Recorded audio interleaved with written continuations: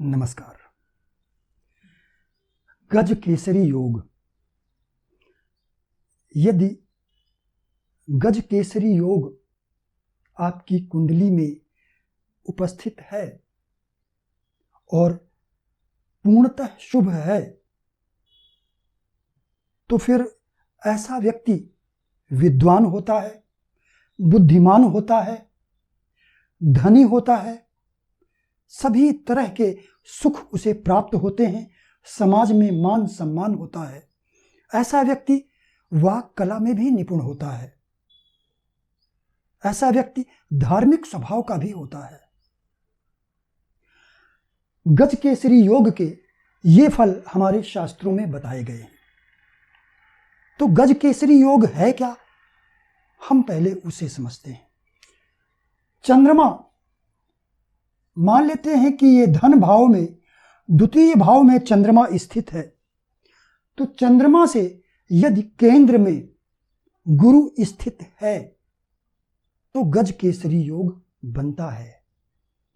चंद्रमा से केंद्र का मतलब है चंद्रमा के साथ या चंद्रमा से चौथे भाव में, चंद्रमा से सप्तम भाव, चंद्रमा से दशम भाव, 1, 4, 7, 10 ये केंद्र भाव कहलाते हैं।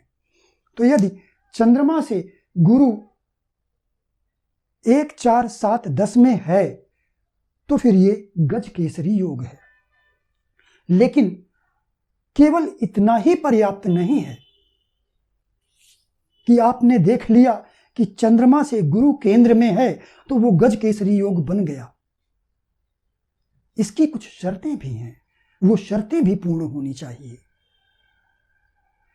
तो इसकी पहली शर्त क्या है? पहली शर्त तो मैंने आपको बता दी कि चंद्रमा से गुरु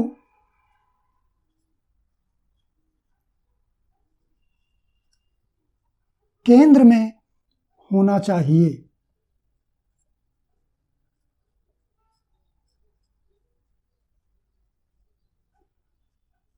दूसरी शर्त यह है कि यह योग त्रिक भाव में नहीं बनना चाहिए। 6, 8, 12 ये त्रिक स्थान कहलाते हैं। तो इस योग को त्रिक स्थान में नहीं बनना चाहिए।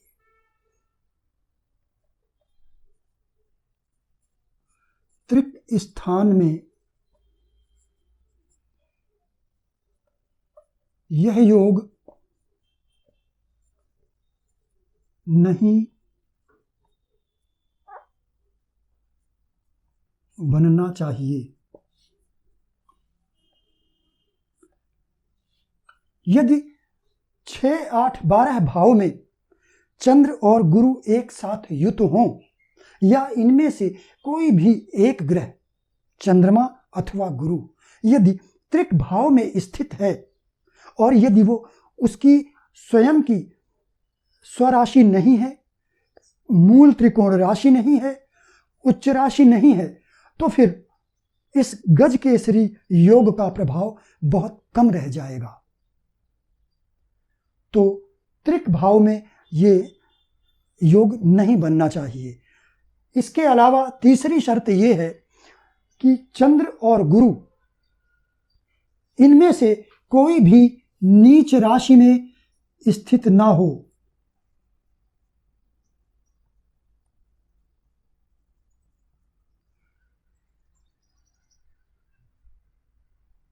चौथी शर्त है इन्हें, यानी कि चंद्रमा और गुरु दोनों को पीड़ित नहीं होना चाहिए। क्रूर ग्रहों का प्रभाव इन पर नहीं होना चाहिए। जैसे मान लीजिए कि चंद्रमा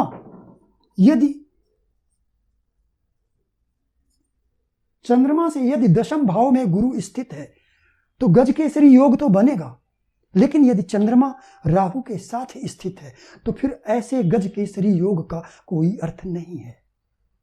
यदि चंद्रमा राहु से पीड़ित है, शनि मंगल से पीड़ित है, तो फिर वो उस गज केसरी योग का कोई अर्थ नहीं है। क्योंकि जब चंद्रमा ही पीड़ित हो गया चंद्र लग्न ही पीड़ित हो गया तो फिर लग्न के पीड़ित होने के कारण और मन के पीड़ित होने के कारण इस योग के शुभ परिणाम प्राप्त नहीं होंगे। तो चंद्रमा या गुरु, इन दोनों में से किसी भी ग्रह को पीड़ित नहीं होना चाहिए। चंद्रमा को सूर्य से दूर होना चाहिए,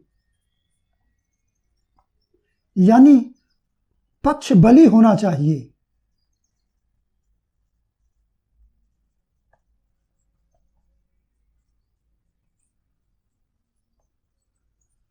चंद्रमा को पक्ष बली होना चाहिए।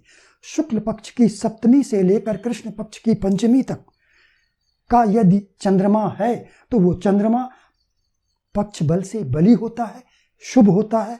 ऐसा चंद्रमा यदि गज केसरी योग का निर्माण कर रहा है और अन्य शर्तें पूरी हो रही हैं तो फिर यह पूर्ण गज केसरी योग है। और इस योग में जो फल मैंने आपको बताए, व्यक्ति धनी, संपन्न, मृदु स्वभाव का, विद्वान, बुद्धिमान, एक सुवक्ता, धार्मिक स्वभाव का होता है। उसके पास सभी तरह की सुख सुविधाएं उपलब्ध होती हैं, लेकिन ये सारी शर्तें पूरी होनी चाहिए।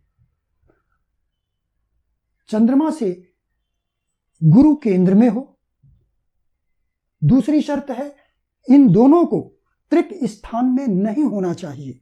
और यदि त्रिक स्थान में इनमें से कोई भी ग्रह है तो यदि वो अपनी उच्च राशि में स्थित है या स्वराशि में स्थित है तब तो ठीक है, लेकिन फिर भी उसे 100% ठीक नहीं माना जाएगा, क्योंकि एक ग्रह अपनी स्वराशि या उच्च राशि में, जैसे कर्क राशि यदि है तब तो उसे पूर्ण गजकेसरी योग माना जाएगा, क्योंकि यदि चंद्रमा और गुरु दोनों ही कर्क राशि में स्थित हैं तो कर्क राशि चंद्रमा की स्वराशि है और गुरु की उच्च राशि है।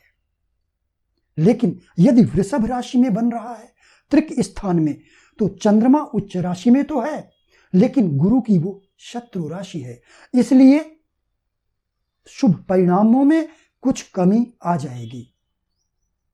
तो पहली तो शर्त यही है कि इसे त्रिक स्थान में नहीं होना चाहिए और कम से कम शत्रु राशि में तो बिल्कुल भी नहीं। फिर नीच राशि में इन दोनों में से कोई भी ग्रह नीच राशि में ना हो। इन्हें क्रूर एवं पापी ग्रहों के द्वारा पीड़ित भी नहीं होना चाहिए। चंद्रमा को पक्ष बल से बली होना चाहिए।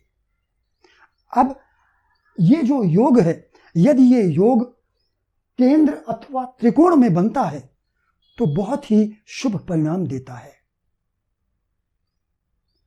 लेकिन यदि केंद्र या त्रिकोण में नहीं बन रहा है तो फिर दूसरे नंबर पर एकादश भाव, उसके बाद द्वितीय भाव और उसके बाद तृतीय भाव। केंद्र त्रिकोण के बाद सबसे अच्छा एकादश भाव है, उसके बाद द्वितीय भाव है और तीसरे नंबर पर फिर तृतीय भाव है। तब भी शुभ परिणाम मिलेंगे, थोड़ी कमी होगी, लेकिन त्रिक स्थानों में नहीं बनना चाहिए। ये गजकेसरी योग वृषभ राशि, कर्क राशि, धनु राशि और मीन राशि, यदि इन 4 राशियों में बन रहा है तो यह योग बहुत अच्छे और शुभ परिणाम देता है, क्योंकि ये योग बलवान हो जाता है। वृषभ राशि में चंद्रमा उच्च का होगा, कर्क राशि में चंद्रमा स्वराशि का होगा और गुरु उच्च राशि का होगा। धनु में गुरु स्वराशि का होगा, गुरु की मूल त्रिकोण राशि भी है धनु, और चंद्रमा की ये मित्र राशि है। इसी तरह मीन राशि गुरु की अपनी स्वयं की राशि है और चंद्रमा की ये मित्र राशि है, शुभ राशि है। वैसे भी गुरु की राशियां शुभ राशियां मानी जाती हैं। इन राशियों में शनि भी, जो एक क्रूर ग्रह है, वो भी थोड़ा अच्छे परिणाम देता है। तो यदि इन 4 राशियों में यह योग बन रहा है और यदि ये राशियां कहीं केंद्र अथवा त्रिकोण में पड़ रही हों तो फिर इससे अच्छा और कुछ नहीं हो सकता है। लेकिन केवल चंद्रमा और गुरु को एक दूसरे से केंद्र में देखकर यह नहीं मान लेना चाहिए कि ये गजकेसरी योग बन गया। गजकेसरी योग के लिए ये सारी शर्तें पूर्ण होनी चाहिए। जितनी ज़्यादा शर्तें पूरी होंगी वह योग उतना शुभ परिणाम देगा, जितनी कम शर्तें पूरी होंगी उतना कम शुभ परिणाम देगा। तो आज के लिए बस इतना ही। नमस्कार।